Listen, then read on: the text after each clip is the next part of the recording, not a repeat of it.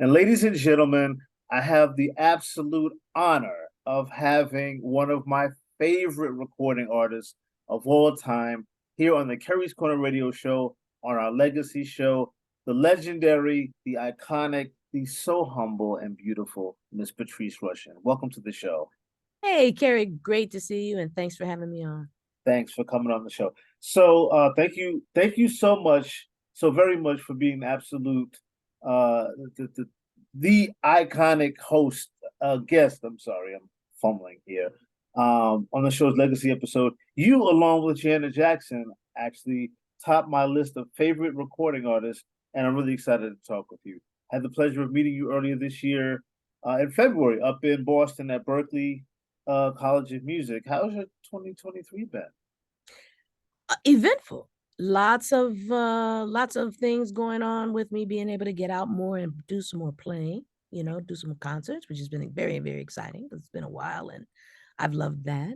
Yes, Still my teaching also is it feeds a lot of different aspects, the creative, the idea of being able to offer information, yes. pass information on, Mhm. and symphonic writing. Okay, I know it sounds like A, B, and C, right. but they are connected by just a love of the music, a love of people, and an idea that perhaps the different kinds of music that I do bridges all of that together. Absolutely. Well, I've been meaning to ask you this. I didn't get to ask you this when I interviewed you for Intrigue magazine. What exactly is your connection to Berkeley College of Music in Boston? I am Berkeley's ambassador for artistry in education. Hmm, okay, So that's a big title for the role of being a visiting professor whenever they want. And I go sometimes to the Boston campus. Sometimes I go to their campus in Valencia, Spain. oh, I didn't even know they had a Oh, campus in yeah. Spain. They have Okay, a wow, campus in beautiful campus in Spain. It wow, started as their master's program, but I think now they use it as a study abroad as well wow. as a master's program there.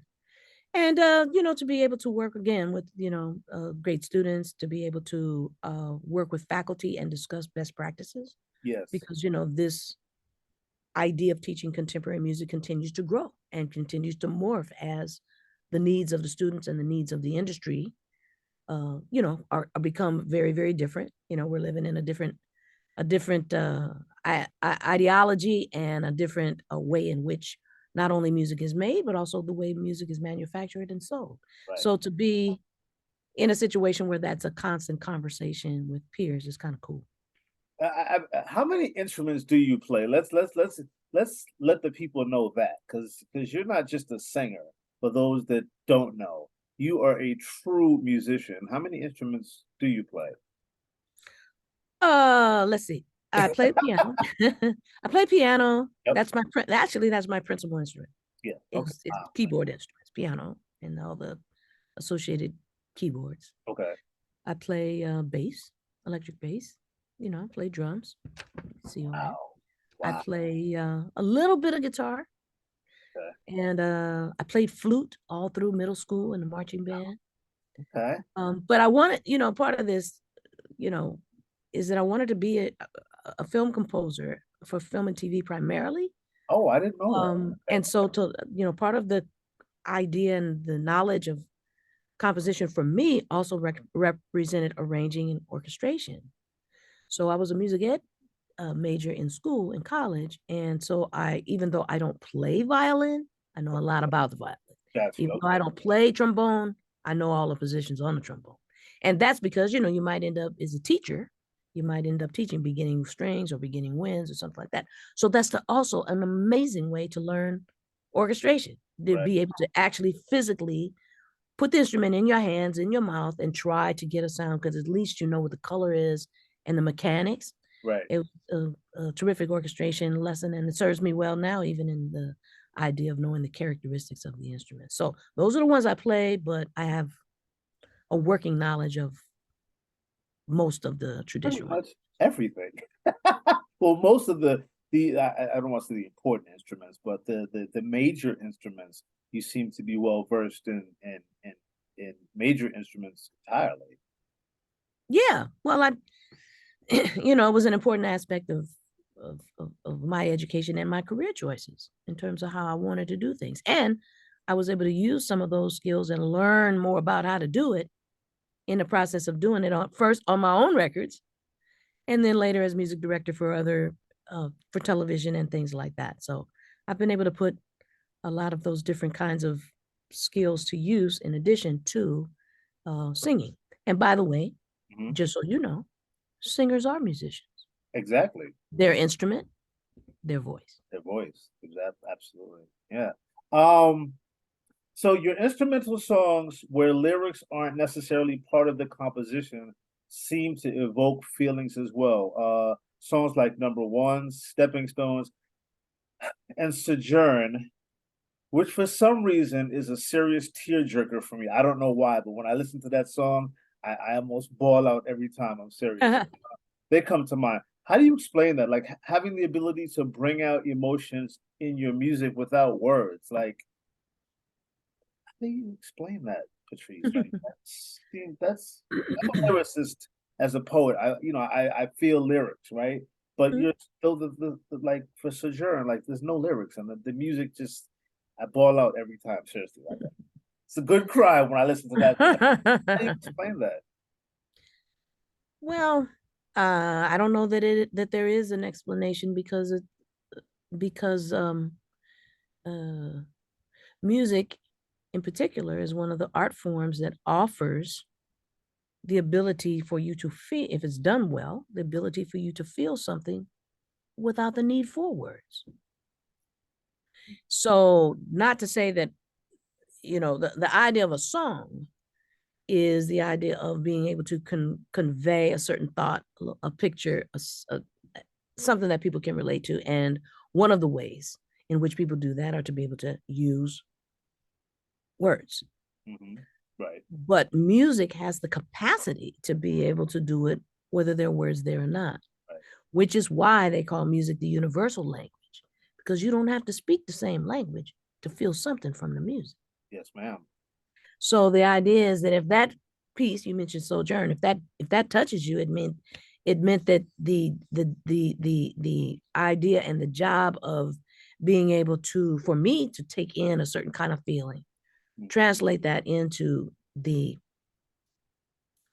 organization of certain kinds of frequencies of sound. Right.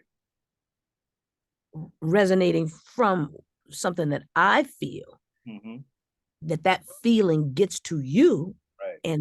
and touches a part of your truth or your feeling.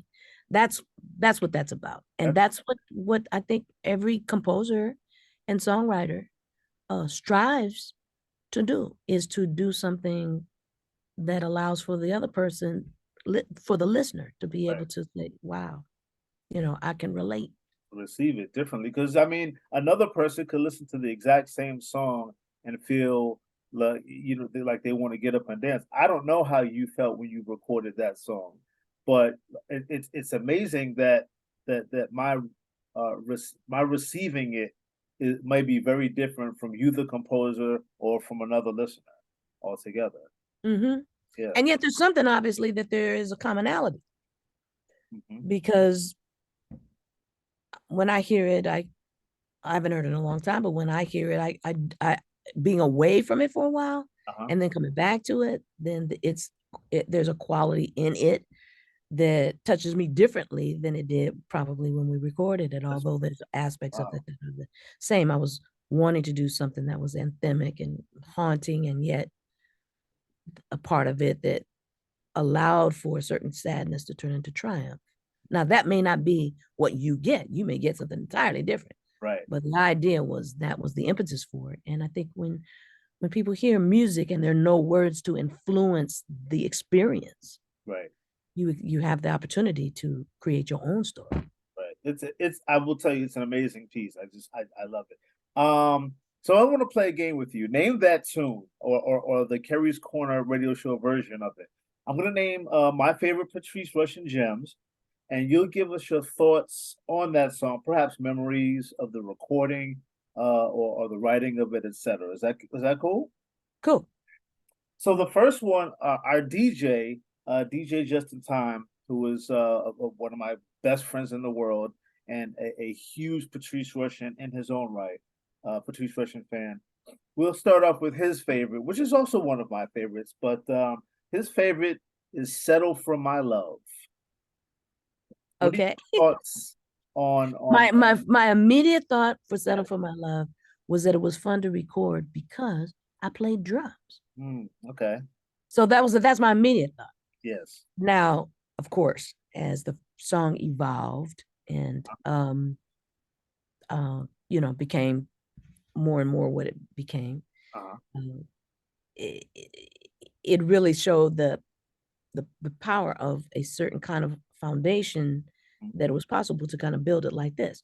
Yes. When we recorded it, we weren't all together at the same time. Oh I wow. played drums and Freddie Washington played guitar. Yeah. Shout out to Freddie Washington. Shout out to bass player extraordinaire Freddie Washington. Yes. Freddie. Freddie. So that's how that was. We played to a click track. Okay. Then he put bass on it. So it was layered. Then we put like a rough vocal on it. And then continued to build from there, adding strings, adding horns, go the background vocals. And then finally I redid the lead. Okay. So that was one of those different kinds of recording techniques. Now that's very common now. Okay. But back then, that was a little different. Yeah, to not be in the same place at the same time wasn't a commonality. Okay. Exactly. Wow. Exactly. So I think when I think of that, I think of that. I think of the process. I still do very much like the song, love to be able to present the song. And, a lot of people like it. So it's a beautiful song. Okay, here comes my favorite song. If I had to, it's hard because I'm a fan of your entire catalog. Settle for My Love is DJ Justin Time's favorite Patrice Rushen song. Mine would be Didn't You Know? Oh, okay. Very, very, very far-reaching song in terms of my personal life. It touched me very deeply. Another tearjerker for me, but I'm okay now. What are your thoughts on Didn't You Know? Beautiful. Didn't you know was on the first Electra album, Patrice? Yes. And that was it was a wonderful and steep learning curve in terms of having the kinds of budget that allowed for choices. Hey, that's the one. Yep. That allowed for me to be able to make certain kinds of choices. And having a ballad like that with a story like that allowed for me to explore had the desire to explore some of the orchestral colors. Gotcha. Okay. So not only were we thinking in terms of a song, but we were also thinking in terms of the expression of the accompaniment and how that could enhance the depth of the song. Yeah. So the strings and the horns and all of this gave me a chance to experiment a bit with that side of my personality in addition to the song. And I think I played bass on that one. Yeah, I think. Thank you very much for that song. Forget Me Nots. Forget Me Nots has probably been the one, the biggest song, and that has spanned over all of the musical categories of what used to be, we had black radio and then you had pop radio and da. But it went across the board as a crossover situation. And that so many people like it and that has been so lasting. This past year, 22, it celebrated its 40th year. Wow. And it's still getting played, maybe more than ever now. But the idea is that it was also, the biggest thing about it is that it was a major, major life lesson. Yeah. The life lesson was that several layers of it. First of all, that it came out of just playing around. I mentioned Freddie Washington. He used to stay with my family when he would come to Los Angeles. He would stay at our house. Okay. And we would practice every day. And one day he was just playing like always, but he came up with this line and I was like, whoa, what's that? And he was like, I don't know. I'm just playing. I said, well, play it again. And we recorded it. The chords and everything are very simple because that bass line is so complete. Anyway, we finished the song and I felt like it was something that was unique and special. Um, thought I wanted to record it. Terry McFadden helped with the lyric. We got the story in terms of the way we wanted to do it. We did a little demo, and we took it to the dance club to make sure we weren't tripping. And we asked a friend of ours, put this on after Michael Jackson or something like that, so we can see if the floor clears. I guess we're wrong. If people stay on the floor, maybe we got us something here. Right. People stayed on the floor. We said, okay, cool. So we were confident that when we recorded it, that that feeling, because it was kind of new. Right. That idea of that kind of funk on top of this mellow vocal, that was a new thing at the time. That's true. Yeah. Anyway, we put it out there and we recorded it along with Number One and Remind Me. It's on the same album. Yep. And when we turned the album Straight from the Heart in, the record company says, we don't hear nothing. Oh my God.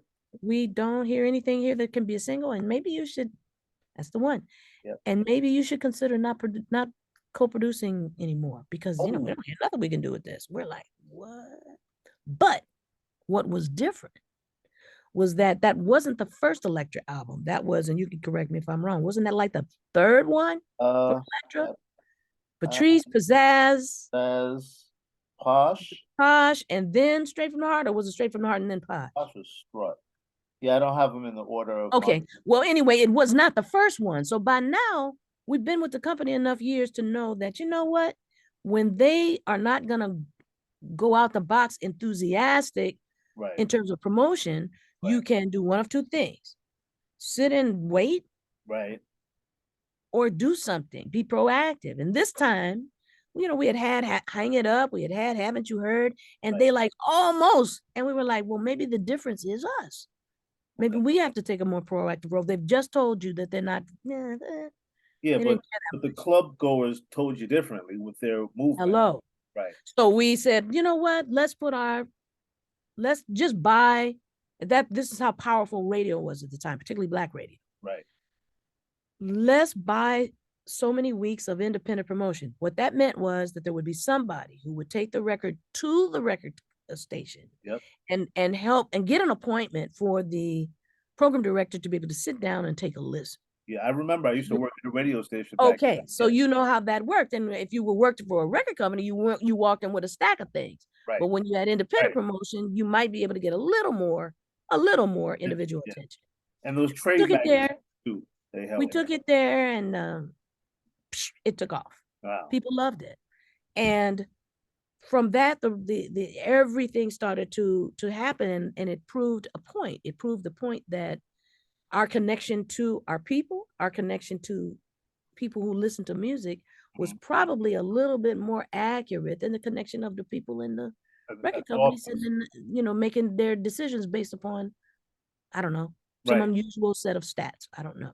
Yeah. So that was a lesson in that. Mm-hmm. The furtherance of that, it became a big hit for me. Yes. 10 years later, it was used almost completely in the film, a Tom Hanks film called Big, in the trampoline scene.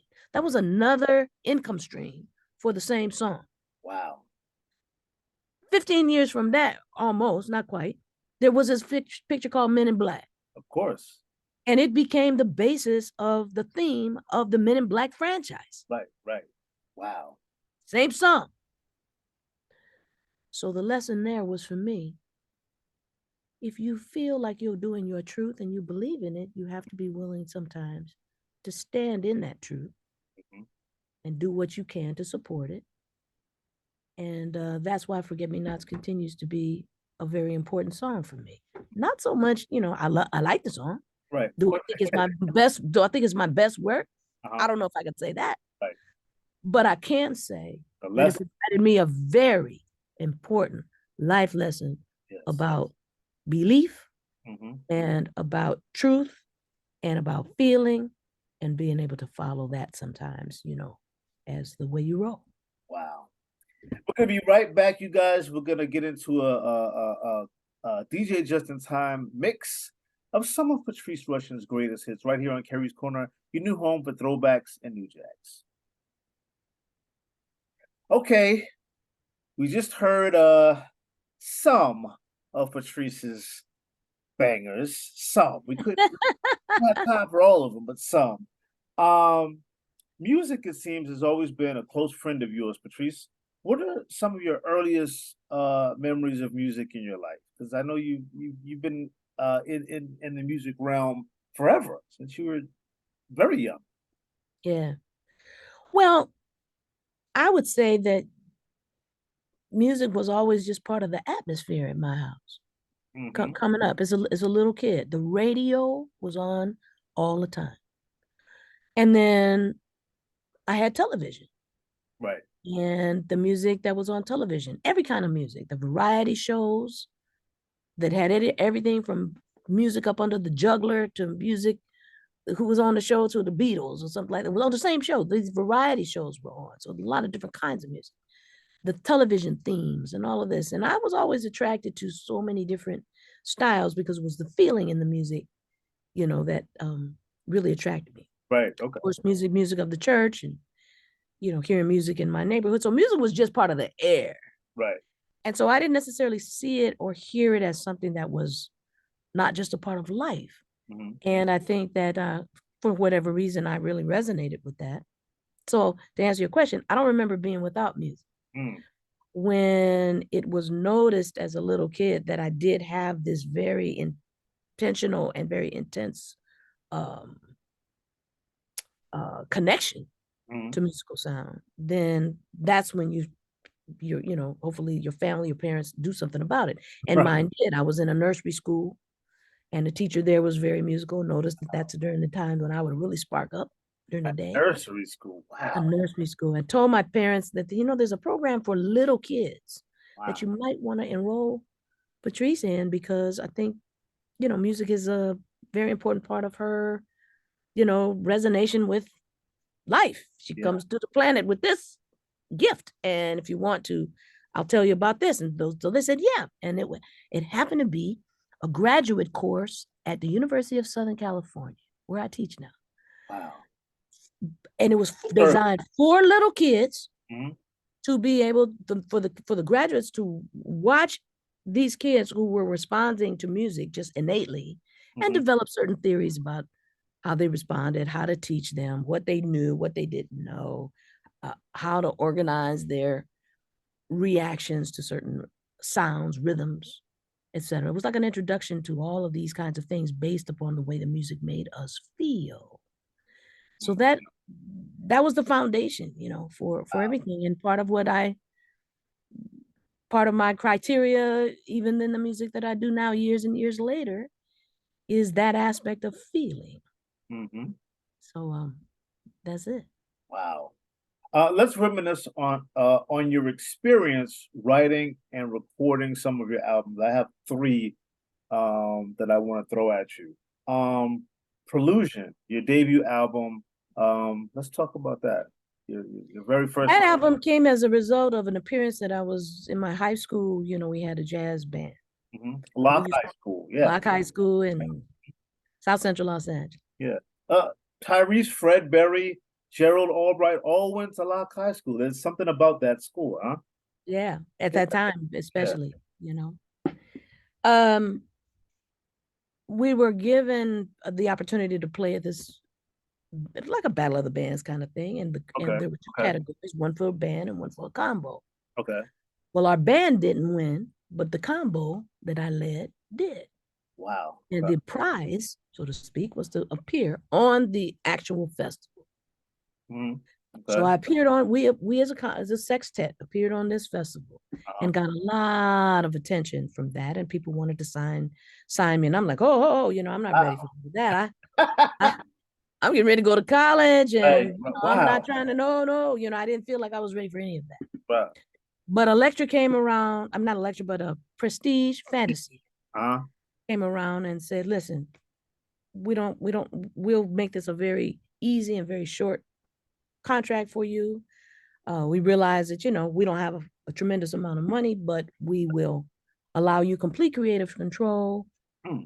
Um, and just, think about it. And I needed money to go to school. Right.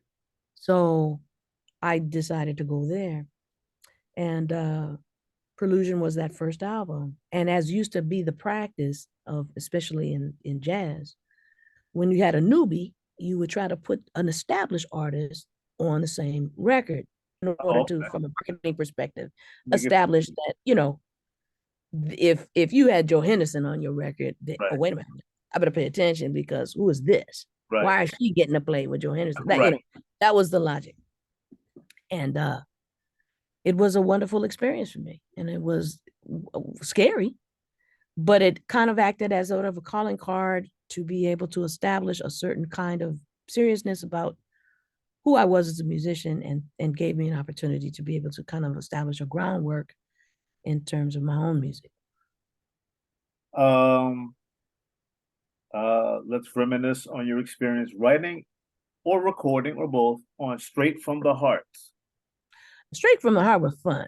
Yeah, See, by this time I had been recording, and remember, I was also doing studio work prior to that with other people, right, right? So every time I would work with somebody else, I would also pick up different little tips and from the other musicians and things like that. I'm going to kind of log them. Oh, yeah, that's a more efficient way to do this. Or, yeah, that can be done. Oh, this sound works, blah, blah, blah, blah. And watching great producers and watching people who didn't know what they were doing waste of time. I learned both the good and the stuff that I would maybe not, that I would avoid from working with a lot of other people. So by the time we got to Straight from the Heart, we were all pretty confident and pretty seasoned and not afraid of the recording precision. right, Now, this is before sequencers and before Pro Tools and before, so you had to play right, and you had to get it now, today. And so by now, we're not afraid of the recording light.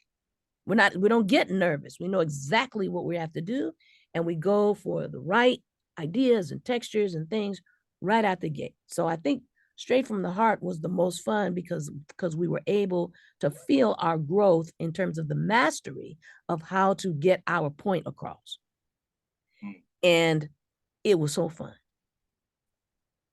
And last but not least, of course, Anything But Ordinary, which I had the pleasure of promoting for Syndrome Records back in '94. Top of the line. Oh, I did, yeah. Top I of the didn't know line that. and Caravan and Tell Me were among my personal favorites from that album. Of course, the single also was one of my favorites. The first single. Yeah, I But do. yeah, um, that was a great album. What are your thoughts about that record? Well, that's the record nobody ever heard, Except me. except for you. And thank you for promotion.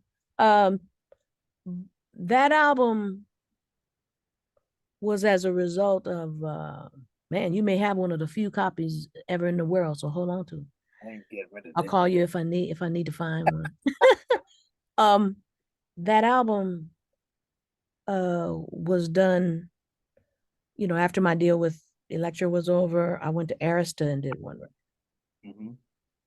And you know, it's not a slight on Arista, but I wasn't happy there. I Right, waited for a long time to just be able to get any information that was going to allow for me to feel like we were moving forward.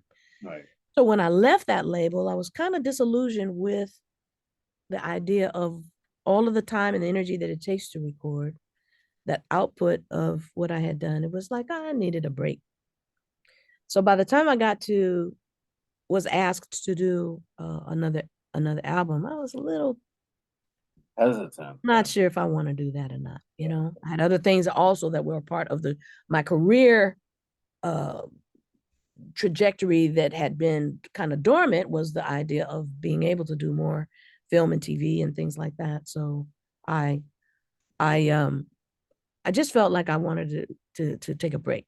But I did have friends at Syndrome, and they said, "No, you should do something." And that's that album. And I really think it is a really good record. I It is think a there's really good good record. stuff that's on there. Again, there was a lot of fun attached to that and experimenting attached to that I think was good. But, Syndrome was a very small independent company, and then they disappeared. Yeah. That's And then all of the masters, and the reason why I told you to keep that, because the masters burned in a fire. oh my God. So Oh, anyone who has a digital copy of that one has it, oh and wow. those who don't. My heart, Maybe we your can heart. re-release it sometime. That's what I'm hoping that I can Oh, uh man. My that I heart, can your re-release heart it. was a beautiful, beautiful song. I felt was almost kind of socially conscious, and I love that. Absolutely. Oh man, that's too Absolutely. bad. What else? Very quickly before we go, I hate the fact that we're low on time. Um, I just want to say this, by the way. I want to see your Hollywood Walk of Fame star. So I'm gonna have to. I don't know how that works. I mean, Melba Moore is a dear friend of mine, and she recently got hers over the summer. I need to, and you're from Los Angeles, so you need to, in my opinion, that walk of that star needs to Patrice Rushen. I need to see that. Uh, I'd like to see it too. you definitely deserve it. Upcoming performance dates and locations confirmed for 2024. Because I know, here it is, Kwanzaa, New Year's Day is right around the corner. And I'm excited because I know that you have a plethora of dates that are confirmed, and certainly that will probably lead into some further dates throughout 2024. But let's quickly go over. We got like 5 minutes, 4 minutes left of the interview. What confirmed dates do you have? For January, mid January, and I need everybody to just go to the website and okay, you can see all of the dates. But I'm going to be not quite in your neck of the woods, but yeah, closer. right, I'm doing Ram's Head. I'm doing the Birchmere. okay, There's another date in Richmond, Virginia, the National Theater. yep, So, but the best thing to do is to go to www.patricerushen.com, okay, look under the calendar and see the dates because they're being added, as things start to come up. And as we get closer to spring and summer, my school obligations begin to close down. right, That's when I'm able to be the most active. So please come on out. yeah, And then absolutely. go to the website anyway. You can buy some cool merch Okay, I didn't see. I and didn't even know wear that. your stuff to the Yeah, show yeah, I gotta and get. wear your stuff all Christmas. They make great Christmas gifts, et cetera, et cetera. Mhm. And you can keep up with what I'm doing that way. Excellent. What else did I want to talk to you about? Like a lot of things, but I know we're running low on time. Um, New music. What would a new Patrice Russian collection of songs sound like?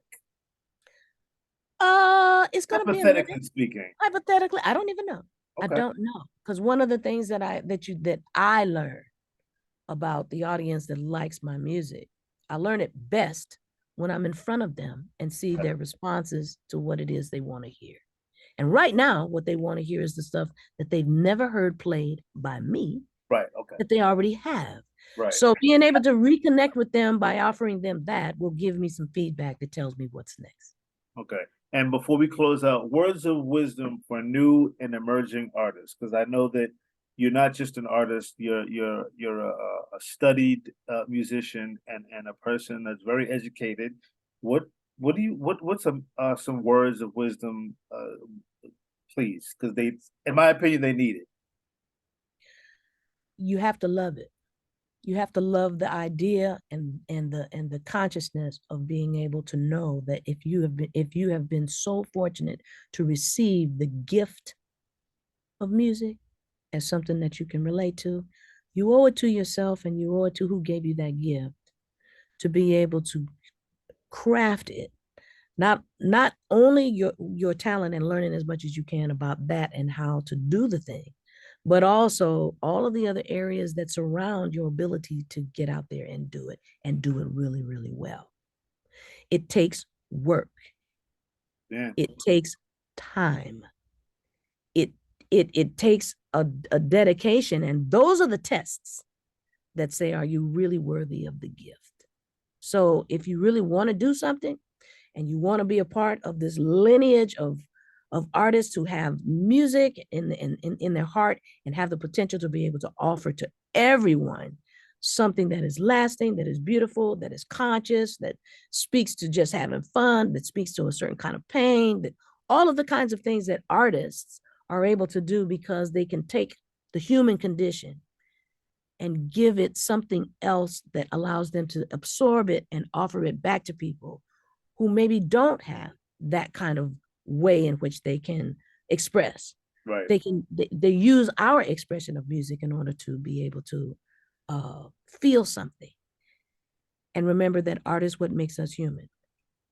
be conscious, because silence is perfect. When you choose to be a part of that which punctuates perfection, be mindful of what you say. Hmm. Thank you so much for talking to me and my audience. It's been more than a pleasure. I'm sorry. Here we are running out of time, so I guess we're gonna just have to play some more Patrice Rushen music. But thank you so much for being on the Keri's Corner Radio Show, Patrice.